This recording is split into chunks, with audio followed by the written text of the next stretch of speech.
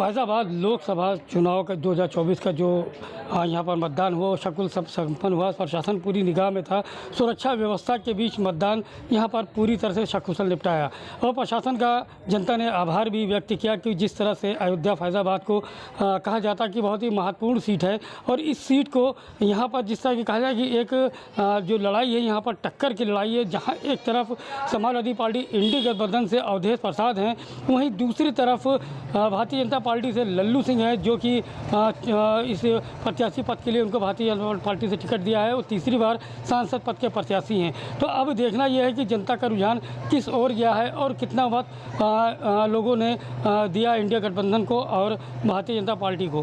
बिल्कुल हमारे साथ कुछ लोग यहाँ पर जुड़े हैं, मैं बिल्कुल चाहूँगा इनसे बात करूँगा। जिस तरह से अयोध्या का माहौल रहा, चुनाव का कैसा माहौल रहा और क्या लगता है कि इंडिया गठबंधन की सरकार एक बार आएगी या बीजेपी फिर अपना परचम लहराएगी?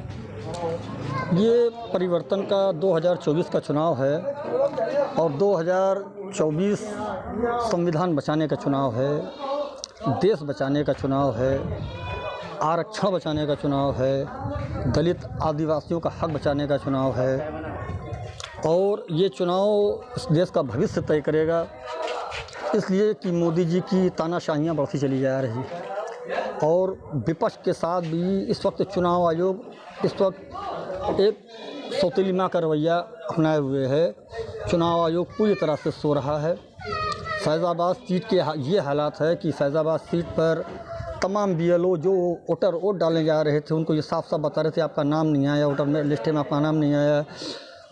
आयोग ने कम 7 तरह का प्रावधान रखा था कि इंसान वोट डाल सके, लेकिन BLO सिर्फ पहचान पत्र मांग रहा था कि आप अपना पहचान पत्र लेके आइए। हमारी कितनी पोलिंग पर इस तरह का हुआ और रह गया इंडिया गठबंधन जिस पुख्ता से चुनाव लड़ रहा है। अगर ये ईमानदारी से निष्पक्ष चुनाव हो जाए तो बीजेपी 150 सीट भी नहीं पार कर पाएगी। एक तरफ अवधेश हैं, दूसरी तरफ लल्लू सिंह हैं, दोनों वरिष्ठ हैं, दोनों पुराने नेता हैं, राजनीतिक मामले में दोनों बहुत जानकार माने जाते हैं। तो क्या लगता है जो अयोध्या की सीट है हमेशा से एक महत्वपूर्ण सीट, एक बहुत ही बड़ी सीट मानी जाती है क्योंकि कहते हैं कि यहाँ का जो माहौल है अयोध्या का वो पूरी तरह से गंगा जमनी तहजीब में माना जाता है। तो क्या लगता है इस बार जो माहौल अयोध्या का बना है वो कैसा माहौल है? इस बार जो अयोध्या का माहौल है बना हुआ है वो एक तरफा नहीं है। इस बार इंडिया गठबंधन ने जिस प्रत्याशी को उतारा है वो दलित समाज से आते हैं और उनका कम्युनिकेशन काफ़ी अच्छा है। कम्युनिकेशन इसलिए अच्छा है क्यों दलितों का समर्थन उनको मिलेगा, मुस्लिमों को मिलेगा, यादव को, और रह गया कांग्रेस का वोट वो एक तरफा गिरेगा। अब रहेगी बीजेपी सिर्फ इस वक्त प्रचार को ज़ोर शोर से पैसे के बल पे, प्रचार के बल पे इतना टीम टाम दिखा रहे हैं कि लगता है कि बस इनका प्रत्याशी जीत गया है। लेकिन मैं कहता अगर निष्पक्ष चुनाव हो तो इस बार बहुत बड़ी टक्कर है। इतने आसानी से बीजेपी अयोध्या विधानसभा खास करके उन्होंने जन्मभूमि का मुद्दा बनाया, वो मोदी जी ने आकर यहाँ पर जनवरी में उसका उद्घाटन भी किया है। लेकिन उस हिसाब से भी अगर निष्पक्ष चुनाव हुआ, मैं फिर अपने बात को दोहरा रहा हूँ, तो इस बार भाजपा को यहाँ पर शिकस्त खानी पड़ सकती है। नहीं, जिसे आप अभी कह रहे हैं कि राम मंदिर का उद्घाटन मोदी जी ने किया, ठीक है, तो क्या क्योंकि हमेशा से बीजेपी का मुद्दा राम मंदिर रहा, अब तो राम मंदिर तैयार हो गया, मंदिर में बैठा भी दिया गया, पूजा अर्चन भी शुरू हो गई, लोगों का आना जाना भी शुरू हो गया, तो क्या लगता है बीजेपी कहीं ना कहीं इसको भुना पाएगी? सी वोटर का एक सर्वे आया था, उस सर्वे में जब राम मंदिर के मुद्दे के बारे में सवाल किया गया आम पब्लिक से तो मात्र 8% लोग ही बीजेपी के मंदिर के मुद्दे को लेकर के उन्होंने समर्थन दिया है। बाकी 92% ने नौकरी, बेरोजगारी, पेट्रोल, महंगाई, गैस, हर तरह के मुद्दों पर जो एक नॉर्मल मुद्दा है, कॉमन आदमी का मुद्दा है, उस मुद्दे को लेकर के आम आदमी वोट कर रहा है। और भाजपा के मैनिफेस्टो में किसी तरह से एक आम आदमी को सहूलियत पहुंचाने वाली कोई भी चीज़ नहीं है। उन्होंने नौकरी के बारे में कुछ नहीं कहा है, बेरोजगारी के बारे में कुछ नहीं कहा है, महंगाई बेतहाशा बढ़ती जा रही है उसके बारे में उन्होंने कुछ नहीं कहा है। लेकिन इंडिया गठबंधन का मैनिफेस्टो नंबर 1 का है। मैं किसी पार्टी का समर्थक नहीं हूँ, मैं किसी पार्टी समर्थक हूँ, मैं एक आम आदमी हूँ। और एक आम आदमी की जो मेरा सवाल इस बात है कि जिस तरह से इंडिया गठबंधन ने अपना मैनिफेस्टो जारी किया है, 1 लाख रुपए महिलाओं को, 10 किलो अनाज, 30 लाख नौकरियाँ तत्काल केंद्र सरकार में और बिजली का बिल माफ़, इस तरह की जो तमाम मुद्दे उनके मैनिफेस्टो में, उनका मैनिफेस्टो जो मोदी जी ने बहुत हवा उड़ाया था कि वो इंडिया गठबंधन का मैनिफेस्टो है, वो मंगलसूत्र औरतों का छीन लेंगे, 2 घर में 1 घर ले लेंगे, स्किनर लगा लिया है।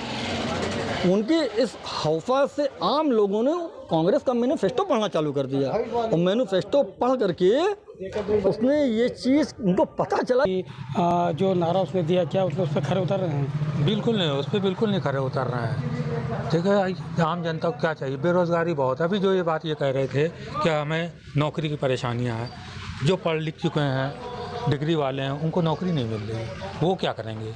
वो जो इन्होंने बताया क्या पकौड़ा बेचें?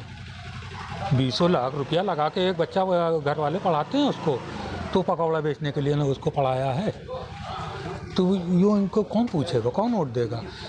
उद्योगपतियों का जो है कर्जा माफ़ हो रहा है, किसानों का नहीं माफ़ हो रहा है। तो जो इनका मैनिफेस्टो है कांग्रेस का, जैसे ये बोल रहे थे, तो उसमें उन्होंने ये भी चीज़ तो दिया है कि किसानों का जितना भी कर्जा माफ़ है वो माफ़ किया जाएगा, कर्जा है जितना लोन लिया हुआ है। तो ये सब वजह है कि कांग्रेस की जीतने के चांस बहुत ज़्यादा है। लगभग जो योजनाएं हैं वो सभी समुदाय तक पहुंच रही हैं, चाहे वो हिंदू हो, चाहे मुस्लिम, चाहे सिख, ईसाई, सभी तक पहुंच रही हैं। तो क्या लगता है इस बार जिस तरह से जो योजनाएं दी जा रही थी, क्या जनता उनका समर्थन करेगी? कांग्रेस ने जो योजनाएं दी हैं, जनता उसका जो है समर्थन कर रही है, और इनके पास तो कुछ है नहीं। ये सिर्फ धर्म के नाम पे चल रहे हैं, ये धर्म के नाम पे बांट रहे हैं, ये हिंदू मुस्लिम कर रहे हैं बस। ये सोच रहे हैं हम इस पर वोट ले लेंगे, कब तक के लिए? 10 साल तो कर लिया, अब इससे ज़्यादा कौन अब करेगा? अब लोगों को समझ में आ गया है। अयोध्या की रोजगार की बात की जाए तो कितना रोजगार बढ़ा अयोध्या में? अयोध्या में रोजगार के नाम पर सिर्फ यहाँ होटल्स बन रहे हैं, होटल बन रहे हैं, बड़ी बड़ी इमारतें बन रही हैं, जिन होटलों में भाजपा के कार्यकर्ताओं को नौकरी दी जा रही, ना कि नॉर्मल आदमी को दी जा रही। फैज़ाबाद अयोध्या के हालात इस वक्त हैं कि यहाँ पर 50% मकान तोड़ दिए गए हैं, उसमें न जाने कितने गरीब, परेशान, मुफलिस, उनके घर तोड़ दिए गए। उनके घर तोड़ने के बाद कोई बनाने वाला नहीं है। मुआवजे के नाम पर 1 लाख रुपया पकड़ा दिया। बीजेपी तो कहती है कि हम अयोध्या का लगातार विकास कर रहे हैं, एयरपोर्ट दिया, रेलवे स्टेशन दिया, और यहाँ पर जिस तरह से बात हो रही है कि चौड़ीकरण के बाद एक सुंदरता अयोध्या को दी जा रही है, तो क्या लगता है ये विकास हो रहा है? नहीं, ये विकास तो हो रहा है, इसमें कोई दो राय नहीं, लेकिन एक आम आदमी, कॉमन आदमी की मजबूरी रोजगार है। सबसे पहले उसको रोजगार चाहिए, उसकी रोजगार की व्यवस्था करें तो आप इसका दुगना तोड़ दीजिए, उसको कोई तकलीफ नहीं होगी। लेकिन आप सिर्फ डिमोलिश कर रहे हैं, टूट रहा है, रोजगार नहीं। रेलवे स्टेशन बन गया, एक आम आदमी को क्या मिल रहा है? एयरपोर्ट बन गया, एक आदमी को क्या मिल रहा है? अयोध्या का विकास, ये अयोध्या विकास नहीं, ये भाजपा का विकास है।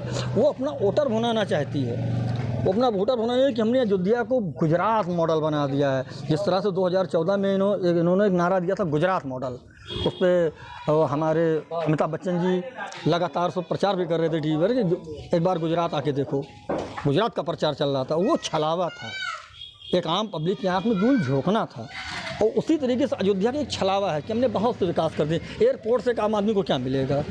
रेलवे स्टेशन से आम आदमी को क्या मिलेगा? मंदिर भव्य बनी हुई है, लाखों करोड़ों लोग आ रहे हैं, लेकिन किस काम के लिए आ रहे हैं? दर्शन किया चले गए। एक आम आदमी को क्या रोजगार मिल रहा है? वो तो दर दर की ठोकरें खा रहा, परेशान है। उसके जहाँ मनरेगा जैसी चीज़ों में नौकरी नहीं मिल रही, आम आदमी परेशान है, उसको कोई काम नहीं। उसके बच्चे पढ़ लिख कर भी ठोकरें खा रहे हैं, नौकरी नाम की कोई प्राइवेट भी कोई नहीं पूछने वाला है, तो बेचारा दर दर की ठोकरें खा रहा है। और आप 10 साल आपको गुजर गया केंद्र में, इस 10 साल में इस बार बताइए क्या भारतीय जनता पार्टी विकास के नाम पे वोट मांग रही है? विकास के नाम पे भारतीय जनता पार्टी वोट नहीं मांग रही, वो मांग रही है मंदिर, मस्जिद, मुसलमान, हिंदू, इनका ये अपना ट्रम्प कार्ड खेल रहे हैं पुराना वाला। लेकिन अब जनता मूर्ख नहीं है, वो भी समझती है। 10 साल आपने केंद्र में गुजारा है, 10 साल सत्ता की मलाई आपने खाई है। अब 10 साल के बाद जब जनता को हिसाब देने का बात आया तो आप मंगलसूत्र, गाय भैंस, हिंदू मुसलमान, पाकिस्तान, चीन का तो नाम ही नहीं ले रहे हैं। चीन का नाम क्यों नहीं लेते? चीन का नाम लेने की वजह है, चीन का नाम इसलिए नहीं लेते ये कि चीन के नाम लेने पर इनकी पॉलिटिक्स ख़राब होती है, कोई फ़ायदा नहीं है। और पाकिस्तान का नाम लेने में इनको फ़ायदा है। पाकिस्तान का नाम लेने में इनको फ़ायदा ये कि अब पाकिस्तान का नाम लेंगे तो यहाँ पर जो बहुसंख्यक वो बड़े खुश होंगे, लेकिन चीन में जब बोलेंगे तो चीन में पूरा इंडिया खुश होगा। तो इनको पूरे इंडिया से मतलब नहीं, इनको सिर्फ बहुसंख्या से मतलब है। हिंदू किस में खुश है? वो पाकिस्तान को गाली देने में खुश है, हम ये बात कहेंगे। बांग्लादेश को गाली देने में खुश है, हम ये कहेंगे। लेकिन चीन का हमारा कोई फ़ायदा नहीं है चीन का नाम लेने में। और ये बड़ी बड़ी बातें करते थे कि हम 2014 में कि हम आएंगे तो चीन को लाल आँख दिखाएंगे, 56 इंच का सीना दिखाएंगे। आज हमारे नरेंद्र मोदी जी उतने अपने आप को विश्व गुरु टाइप का नेता बताते हैं, लेकिन चीन को आंखें दिखाने के लिए लाल उनकी कहाँ गई पता नहीं चला। क्या करते हैं आप और किस तरह का इस वक्त रोज़गार है, कितना आपको? हम मजदूरी करने वाले हैं, कोई रोज़गार है ही नहीं। तो चुनाव है आया जब से मेरा काम बंद है। चुनाव रहा तो क्या उधर क्या माहौल किस तरह का रहा है यहाँ पर? यहाँ का माहौल में कोई गड़बड़ी नहीं थी, बहुत सही था। समर्थन जनता का किसकी हो रहा है ज़्यादा? कांग्रेस की तरफ, लेकिन उनका जो गठबंधन पार्टी है उनके प्रत्याशी अवधेश समाजवादी से उनकी तरफ है ज़्यादा लोगों का। जहाँ एक तरफ सचिदानंद बीएसपी से लड़े, उसके बाद लास्ट टाइम पे सरेंडर कर दिया, तो क्या लगता है एससी वोट का कहीं ना कहीं बेनिफिट अवधेश जी को मिलेगा? दरअसल में अवधेश जी एक जुझारू शासक पुराने नेता हैं और वो एससी से आते भी हैं। और सच्चिदानंद जो बीएसपी ने खड़ी थी, अपना डमी खड़ा किया था, उन्होंने अपना डमी खड़ा किया था। इसका पूरा बेनिफिट माने अवधेश प्रसाद जी को मिलेगा, इसलिए कि ये मंदिर के नाम पर भुना नहीं पाएंगे इस बार, कि मंदिर के नाम पर भुना लें वोट। एससी, मुसलमान, कांग्रेस, यहाँ तक के ठाकुर, अब तो ब्राह्मण भी आ रहे हैं, उसलिए कि ब्राह्मण भी काफ़ी ज़्यादा इनसे क्षतिग्रस्त हैं। उसलिए ब्राह्मणों के साथ भी काफ़ी अयोध्या में अत्याचार हो रहा है। अयोध्या में राम मंदिर का हुआ दिखा के सारी मंदिरों में ताला लगवाने का प्लान इनका है। सारी मंदिरें जो वहाँ पे कोई जा ही नहीं रहा भक्त, सब राम मंदिर जा रहे हैं। अयोध्या में एक मंदिर है, हजारों के तादाद में मंदिरें हैं, किसी मंदिर में कोई भी श्रद्धालु नहीं जा रहा, सब उसमें जा रहे हैं। तो कितने ब्राह्मणों के पेट पे आपने लात मारा? भाई उनकी रोजी रोटी वही थी, जिससे वो मंदिर का पूरा खर्च अपने तमाम पुजारियों खर्च उसी से उठाते थे। आज कोई मंदिर में कोई पुजारी जाने को तैयार नहीं, सिर्फ रामलला का दर्शन के लिए वहीं से निकल लिया। अयोध्या में अगर आप गिनेंगे वहाँ पे 10,000 घर है, तो 10,000 घर में जहाँ तक मेरा अंदाज़ा है 9,500 घर में मंदिर ही है, और बड़ी पुरानी प्राचीन काल के मंदिरें हैं, समझे, जहाँ पे हजारों लाखों श्रद्धालु वहाँ से श्रद्धा रखते थे, समझे। लेकिन उनकी श्रद्धा को एक तरह से खंडित कर दिया गया, सिर्फ राम मंदिर को बनाकर। चलिए देखिए, ये थी फैज़ाबाद की जनता। कहते हैं कि चुनाव है, कहीं नाराज़गी है तो कहीं खुशी है। तो अब ये तो आने वाला 4 जून को ही पता चलेगा कि किसके समर्थन में, किसके पक्ष में जनता रही और कितना वोट किसको किसने दिया, क्योंकि अभी 2 चरण का चुनाव बाकी है। 25 तारीख को और जगह पे होना है और 1 जून को तो जगह और होना है, तो 2 चरण का चुनाव अभी बाकी है। 7 चरणों में चुनाव होना था। और फैज़ाबाद अयोध्या में जो चुनाव हुआ वो 20 मई को था, 5वें चरण का चुनाव था, जो सकुशल यहाँ पर संपन्न हुआ और लोगों ने बढ़कर यहाँ पर अपना मत का प्रयोग किया। करीब 57.9% यहाँ पर वोट पड़े, 57.9% यहाँ पड़े। लोगों ने गर्मी को देखा, ना ही मौसम को देखा, क्योंकि गर्मी बहुत ज़्यादा है। उसके बाद भी लोगों में मत को डालने का रुझान दिखा। तो अब देखना यह है कि 4 जून को आने वाला समय क्या बताता है और किसकी सरकार 4 जून को बनती है। अयोध्या से परवाज़ साक्षी के लिए तुफाइल अहमद। अगर आप भी लेना चाहते हैं देश दुनिया की तमाम जानकारी तो आज ही सब्सक्राइब करें हमारे चैनल को। साथ ही नीचे दिए बेल आइकन को जरूर दबाएं ताकि हर अपडेट आप तक पहुंच सके।